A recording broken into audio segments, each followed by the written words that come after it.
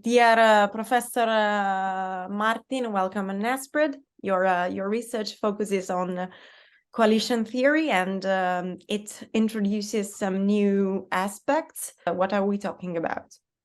Coalition theory, especially the last few years, or say the past decade, has recognized that the interest of voters and the interest of party leaders diverge somewhat when it comes to what they want to get out of coalition formation. Voters are assumed to care about policy and only policy. That's all they get. Whereas politicians not only get the policy rewards from going into coalition, but also private benefits. For example, just the benefits from holding office, holding ministries, the power, prestige that come from that. And that can place voters and party leaders in contention because party leaders receive these private benefits, which means they might be willing to trade off on policy, essentially sell their voters out in order to get into office and to stay there.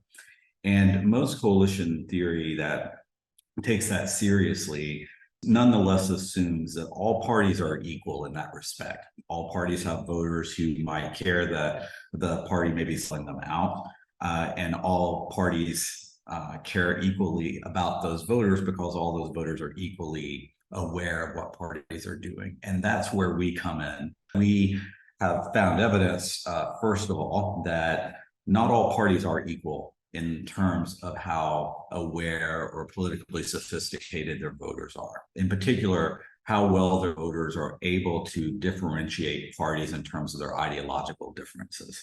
Some voters are really good at that. They know which parties are on the far left, which are in the middle, which are on the right, et cetera. And so some voters are not very good at that. And that knowledge is critical for voters to be able to understand when parties go into coalition, what's likely to come out of those coalitions.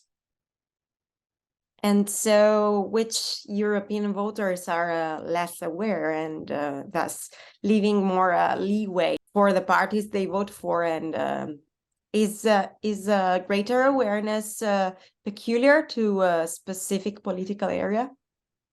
Countries like the UK, voters are not very politically sophisticated. The US is not in these studies because it's not a parliamentary system.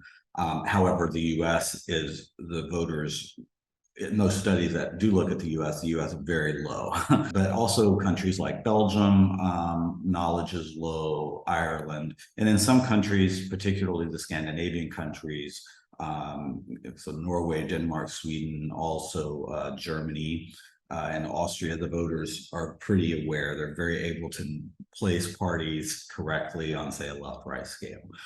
But where we come in is we also look at differences between parties. So we add to the existing research by saying that there are also these differences across types of parties. And so what we found is, so the country level differences are very big, but party level differences exist within countries. And what we found is that Green Party supporters, for example, tend to be the most ideologically aware. Also right libertarian parties. And the parties that are least aware tend to be very large social democratic parties and also Christian democratic parties. And at the very bottom are far right populist parties. Their voters are not able really to differentiate parties on this left-right scale very well in general. So what about Italy? It's sort of in the middle.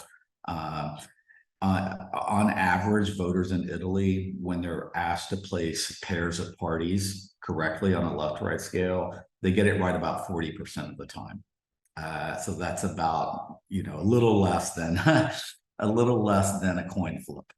But could we use your theory to explain why in Italy it's easier to make right-wing coalitions? Or the right-wing coalition that we have now, while it's still true that these parties don't have voters that are super ideologically aware, the parties are more or less compatible, right? They're ideologically not very far apart.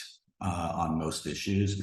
And so what we also show in the book is that parties that are attractive to one another, it really doesn't matter how sophisticated or ideologically knowledgeable their voters are, because they're not really selling their voters out, or not likely to sell their voters out, because they are ideologically, close.